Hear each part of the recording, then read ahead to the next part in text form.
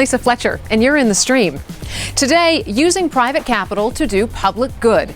Could these so-called social impact bonds help create a better society?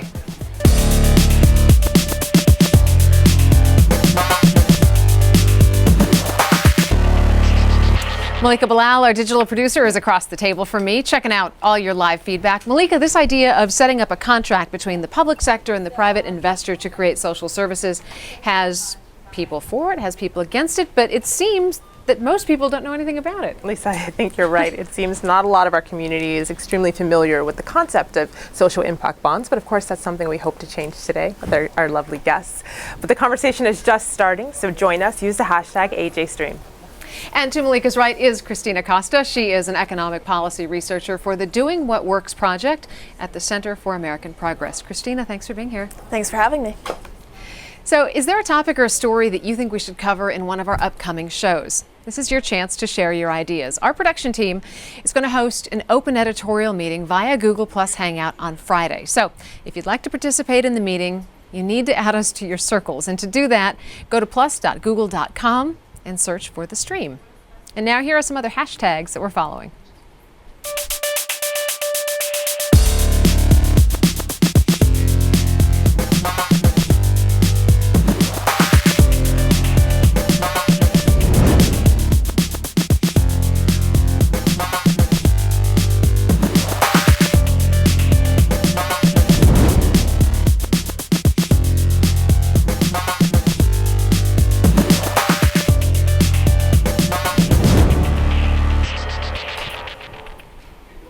When governments are faced with serious economic challenges and uncertainties, they resort to budget cuts. And usually the first to take the hit are social service programs. And with a lack of funding, non-governmental organizations have a hard time providing the money needed to fund these programs. So a new idea for financing social services has emerged. They're called social impact bonds, SIBs, or pay for success bonds.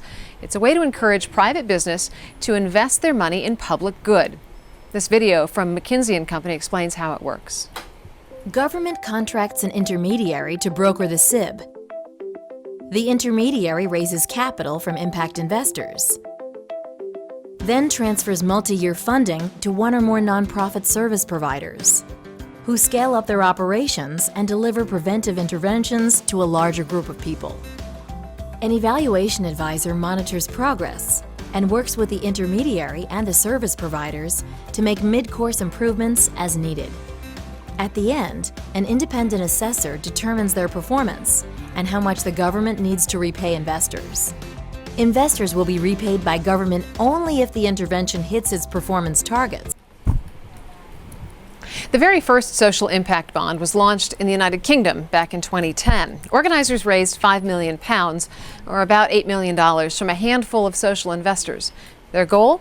To fund an innovative program to hopefully bring down the 60% reoffending rate at the Peterborough prison near London. And in the United States, Goldman Sachs has recently agreed to fund the country's first SIB. The bank will invest $9.6 million in a New York City jail program that aims to reduce an incredibly high recidivism rate. Now, if the program works, Goldman Sachs will earn a modest profit on their loan, and if it fails, they could lose up to $2.4 million. Some call SIBs an ethical investment, leading to public good and a better society. And critics say it's risky and it's unproven, and it allows the government to shirk its responsibility to handle social services. So, which is it? To help us answer some of these questions, we are joined via Skype from London by Toby Eccles. He is the development director and founder of Social Finance, an organization that raises and deploys capital to create social change. Also via Skype from Seattle is Daniel Stid. He is a political scientist and partner in the Bridgespan Consulting Group. He focuses on performance measurement and advises clients in areas like social services and philanthropy. Toby, Daniel, welcome to the stream. Thank you. Thank you. Good to be here. Toby, I want to start with you. You assembled the team of the very first social impact bond in the UK. You oversaw its development and its implementation. Tell us a little bit more about SIBs. They're not really on most people's radar. How do they work, and why do you think they're such a promising idea? Okay, so let's start with what is the problem that we're trying to solve? When we did lots of research talking to a range of social organizations, we found that those doing the most interesting work often really struggled to make ends meet. They had trouble putting the money together, all sorts of uncertainties about their finances. So what we discovered was that they were often, preventative services perennially got blocked, all sorts of things failed to happen for them. So what we said, we turned to government and said, these are really important programs, but they don't tend to get funding. What we found was that having the conversation with government, which said, actually, there are outcomes here that you want. If we can agree what they're worth, then we can put together a contract and we'll find somebody else to pay in the meantime. You only have to pay when it works.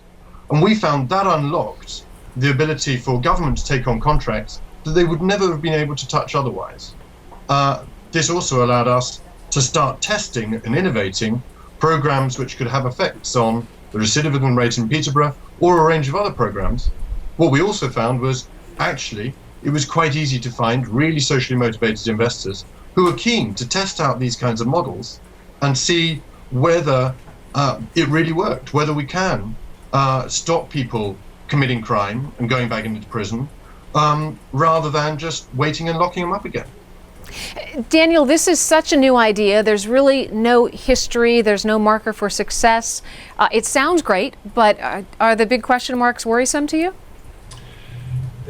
I think, what's interesting is there is some history actually in the United States of attempts for government just to simply pay for success, not with the financing mechanisms that you see in the social impact bond. But if you were to go back to the late 80s and early 90s, you might recall the move to reinvent government, and there was a lot of desire to shift to so-called performance-based contracts where nonprofit or government organizations would pay contractors if and only if they delivered results. And there were, for a variety of reasons, government, as paradoxical as it might seem, government finds it very difficult, at least in this country, state and local government agencies where the bulk of social service funding occurs, have challenges in paying for results. And there are places and pockets where you have entrepreneurs like the Bloomberg administration in New York, like the Patrick administration in Massachusetts, where you can see this happening. But I think the note of caution that we've been sounding with our clients and nonprofits and in state and local government agencies has been this will require tremendous development and improvement in government's capacity to contract, and I think that to our mind is a missing link right now. Toby, is that true? Does it require a massive capacity building on the part of government? It's certainly a different way of working, but we have found we're working with local authorities, for example, at the moment around children in care and should children enter into the care system, or should we provide intensive therapeutic support for families? And actually, yes, it is requiring a lot of detailed work with the procurement people in the local authorities, but they are getting over those hurdles and working through them. And I think they find it interesting because it allows them to actually take on a contract where they are not taking on the risk that the implementation will fail. And they're buying somebody else's ability to performance manage what are often quite complex services. So they're excited by that. And the organizations we're working with on the other side are excited about the greater flexibility they get when working for outcomes rather than being told exactly what to do by government on inputs and processes and normal contracts. Well, Christina, I see you shaking your head, and I want to pick up on a comment that Daniel made a little bit earlier, saying that governments have challenges. That's something that Beth on Twitter also picks up on, and she says, I think SIB opens up new funding sources for proven social services. Philanthropy and government can't meet needs, clearly because they have those challenges. But there's a video comment that I'd like you to listen to, and I'd like your response after. Hi, my name is Jesse Granger. I'm with Agora Partnerships, an impact accelerator based in Washington, D.C. I think that definitely private firms that invest in social services or causes, I think it's definitely an ethical investment. The business climate is changing. Business is changing. People believe that business can and should do more to solve our social problems. It's not just about advancing financial returns. As long as shareholders are okay with these types of investments, then I think there's nothing unethical about it. So businesses can and should do more. Would you agree with that? I mean, certainly one of the motivating factors that is getting people interested in social impact bonds is the recognition on the part of philanthropists and on the part of foundations and on the part of people in government who recognize that there's not enough money in direct grant funding to solve our most pernicious social problems. So a more developed social impact bond market, the hope is that it will leverage private capital from businesses, from groups like Goldman Sachs, to help solve long-standing problems that we all face. Toby, do the people that are investing, the philanthropists, particularly these early adopters, do they look at the money that they're giving as risk capital? Like there's something more in this than profit for them? Oh, there's certainly more in it than profit.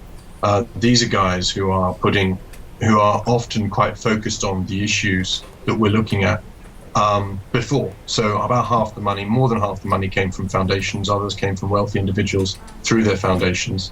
But half of it came from capital, or more than half of it came from capital. So they weren't thinking of this as from their grant pots, they were thinking of this as an investment, but an investment with a very strong social dimension to it. Daniel? I think one of the open questions here, and it's something at least in the U.S. context we'll need to wait and see on, is what are the acceptable rates of return that, on the one hand, would meet the need of private investors that would be return seeking, but that would also be politically acceptable.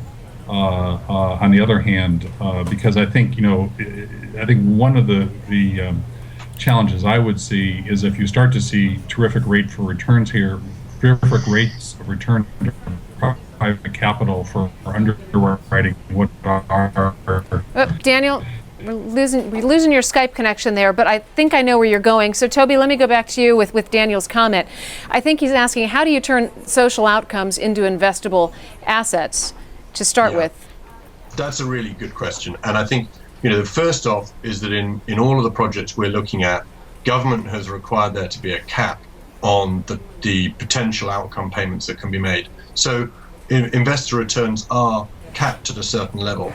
And I think that's probably right, because actually getting embarrassingly high levels of return for private investors in these kinds of products would be inappropriate and would give them a bad name.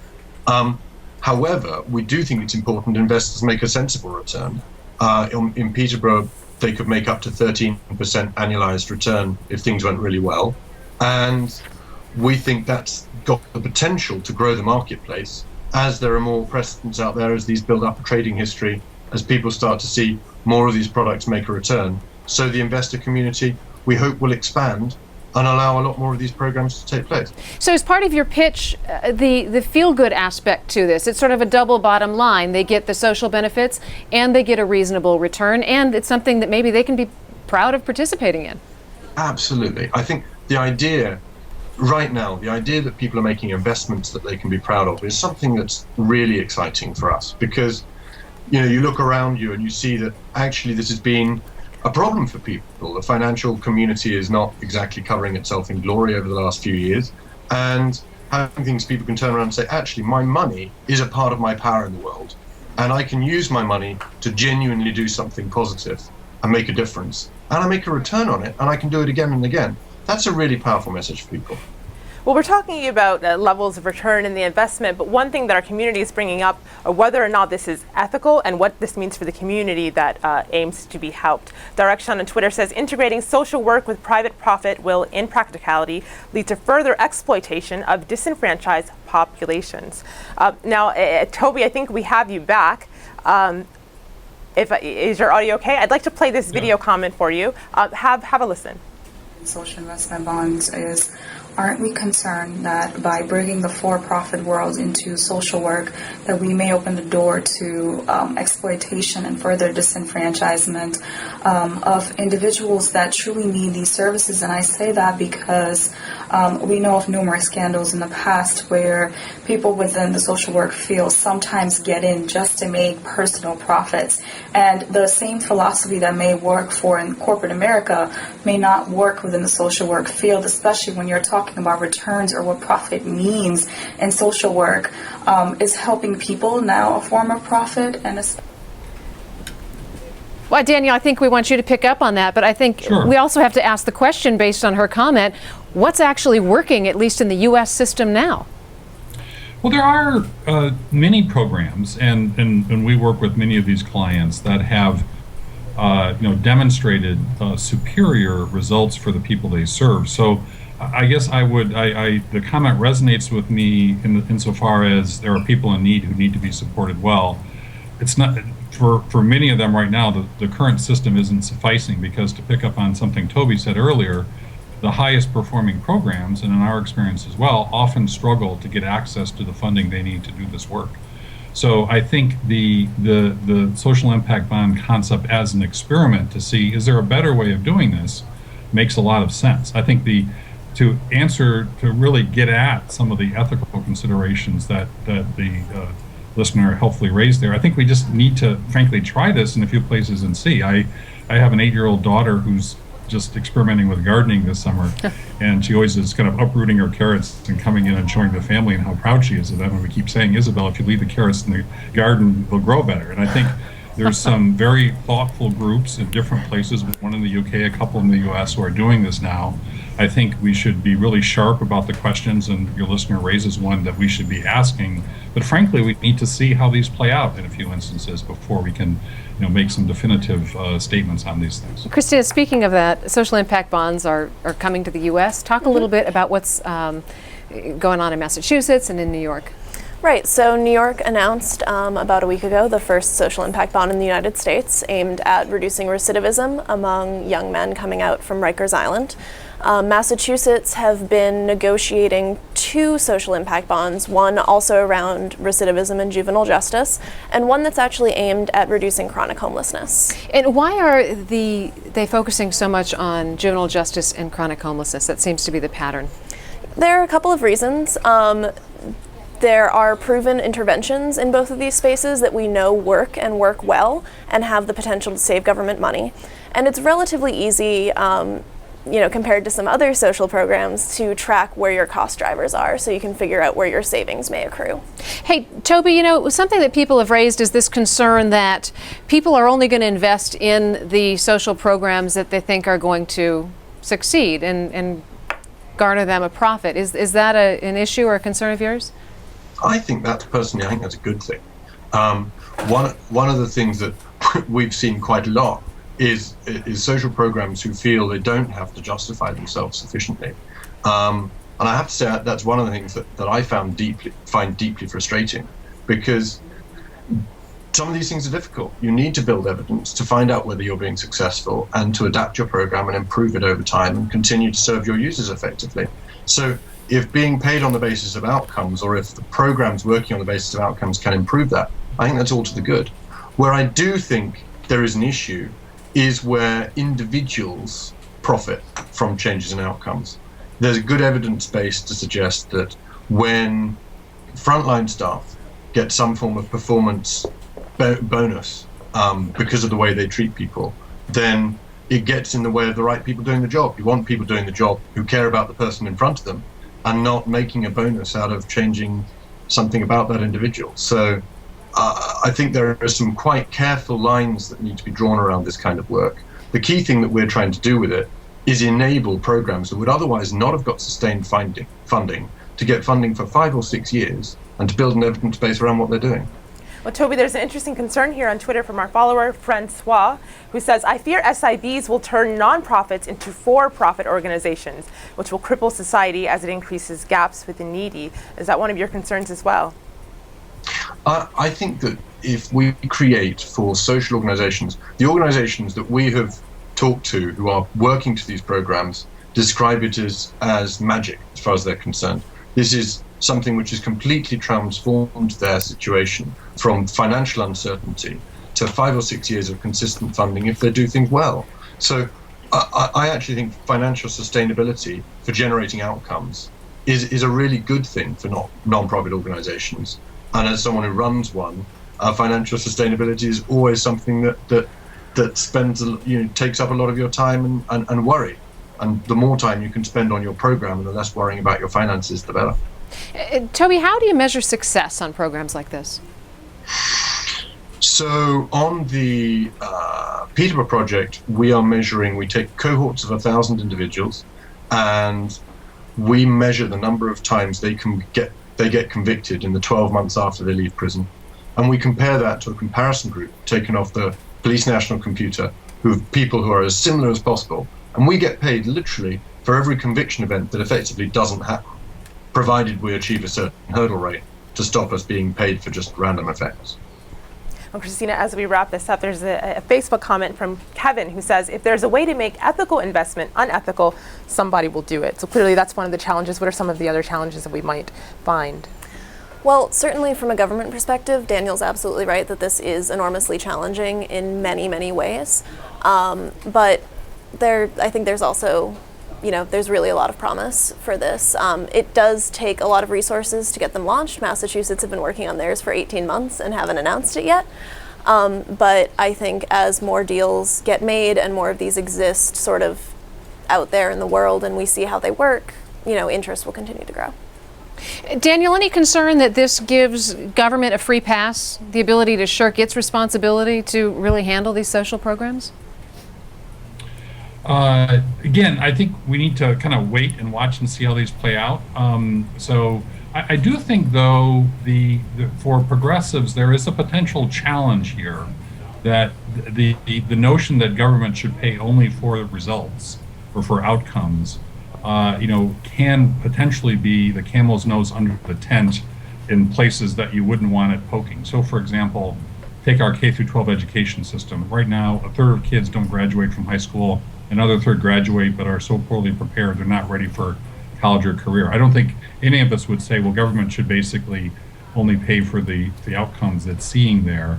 There are some functions that are so central to what government does in society that government needs to underwrite those. And so I think, we will need to, as we experiment with and learn from this concept, figure out what are the appropriate bounds of it, and when does government need to pay for what it's doing with taxpayer dollars in order to have the kind of society we all want to live in. All right, and on that note, we're going to give our thanks to Toby, Daniel, and Christina. We're going to continue this discussion with everyone in our online post show, but first we want to get to Malika with some other stories she's following.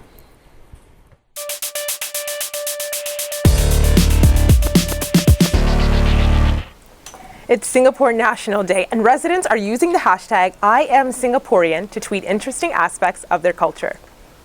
I am Singaporean because I know how to queue to buy things, writes Boy Thunder. Others are tweeting the words to their national pledge, declaring themselves one united people. But perhaps the most unusual and racy cultural campaign comes from a partnership between the government and a candy company. Take a look. I'm a patriotic husband, you my patriotic wife. Let me book into your camp and manufacture life. Yeah. We gotta go all the way for Singapore, you know what I'm saying? The National Night video encourages Singaporean couples to do their civic duty by contributing to the population in a country with low birth rates. Our next leads from Bolivia, where the government says it will ban Coca-Cola by the end of the year. One minister said the ban will mark the end of capitalism. Members of the stream community also hailed the plan. So cool and empowering, writes Jamia Adams, while Ali Iman says, I guess it's a great opportunity for Pepsi. But Dan Hlachi disagrees. I see no reason why socialists or libertarians or even Bolivia's foreign minister should not drink Coca-Cola.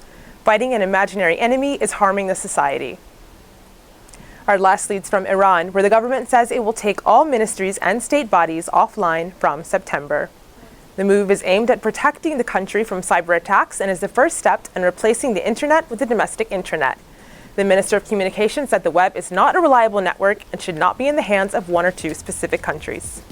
We'll continue following those stories, so tweet us your thoughts using the hashtag AJStream. Lisa? All right, stay with us because the post show is next. It's streamed on aljazeera.com. Now, on our next show, do you suffer from Facebook depression or the Google effect? We'll explain both on Monday and look at the dangers of internet addiction. It's a real thing. Until then, we'll see you online.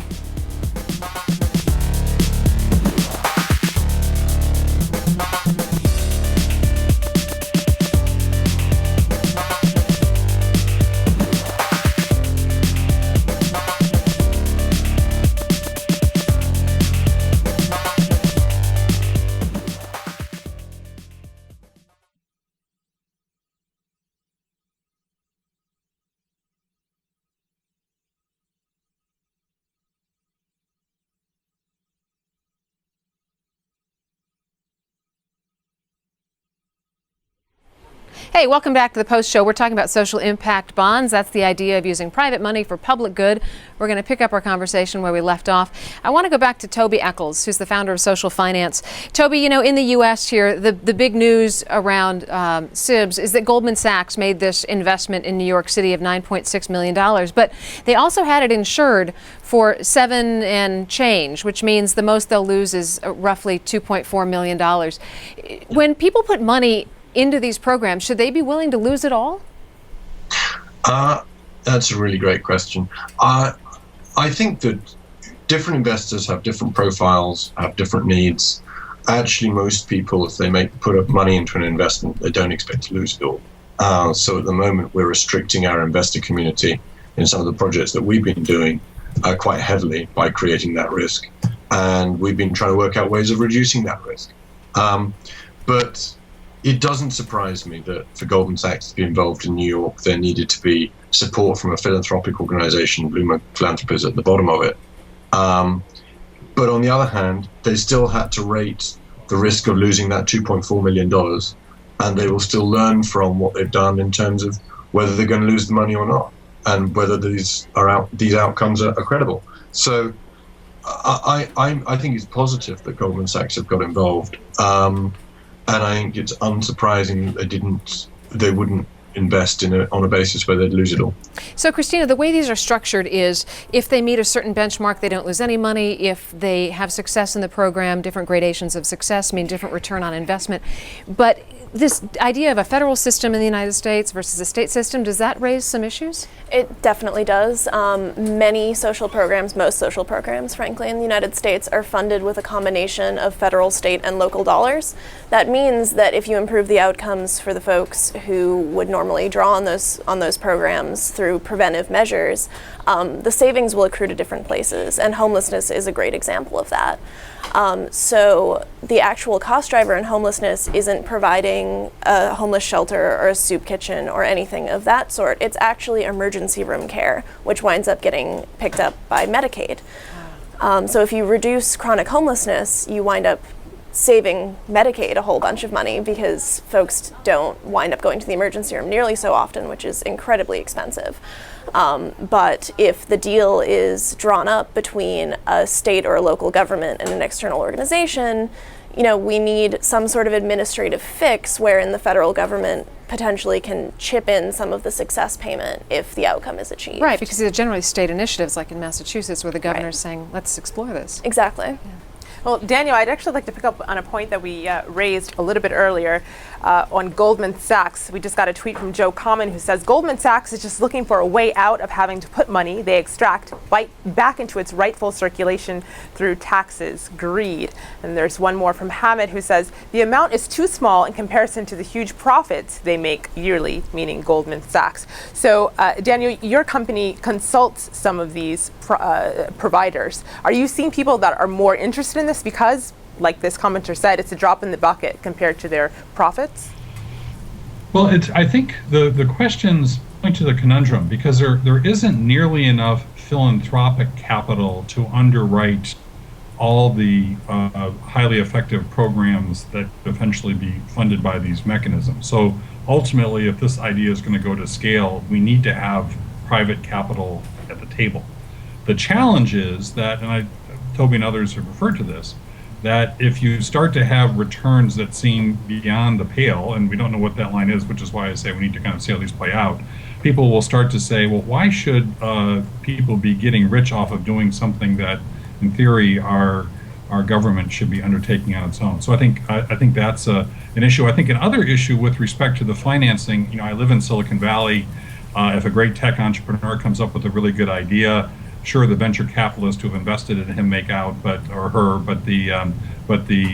Mark Zuckerbergs of the world end up, you know, making the bulk of that money in their companies.